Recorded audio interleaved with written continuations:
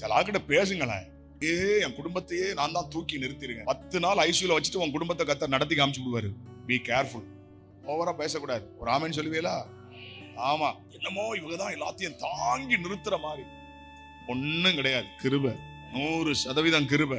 விரும்புகிறவனாலும் அல்ல, ஓடுகிறவனாலும் அல்ல, இறங்குகிற தேவனாலே அவர் நினைச்சார்னா காரியத்தை மாறுதலா முடிய பண்ணுவார். இப்ப ஆவியில ஒரு பாரம் இருந்துச்சுன்னா ஆவியில நீங்க நடத்தலுக்குள்ள வரலாம்.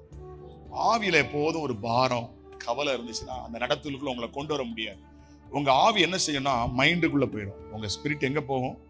அது ஸ்பிரிட்டோட இணைய முடியாது, ஆவியானோட இணைய விடாது. அப்ப நீங்க ஆவியில இருக்கிற அந்த பாரம் மாறணும். பஞ்சு பறக்கணும்னா என்ன செய்யணும்? லகுவாகும். அதே பஞ்சை கொஞ்சம் தண்ணிக்குள்ள முக்கி போடுங்க, அங்கதான் கிடக்கும். பஞ்சு தானே, தண்ணிக்குள்ள முக்கி போடுங்க, அங்கதான் கிடக்கும்.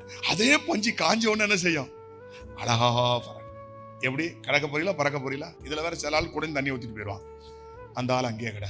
நம்ம மெதுவா உலர்த்தி சரி பண்ணி காய வச்சு பறக்க வச்சிடலான்னு பார்த்தா யாராவது வந்து என்ன இருந்தாலும் இந்த வியாதி 10 மாசத்துல அவுட்டு தான். எவ்வளவு தூரம் உற்சாகப்படுத்தி மரித்த லாசருவே 4 நாள் கழித்து உயிரோடு எழுப்பின ஆண்டவர் உன்னை உயிர்ப்பிப்பார் நான் சொல்லிட்டு வீட்டுக்கு வர இதே வியாதி வந்து எங்க மாமியா 10 மாசத்துல போயிட்டா, உனக்கும் 10 மாசத்துல போயிட போல தெரிதும்பா. இப்படி சில ஆட்கள் தண்ணி ஊத்துற ஆட்கள் இருக்கிறாங்க. பறக்கணும், எழுமணும்,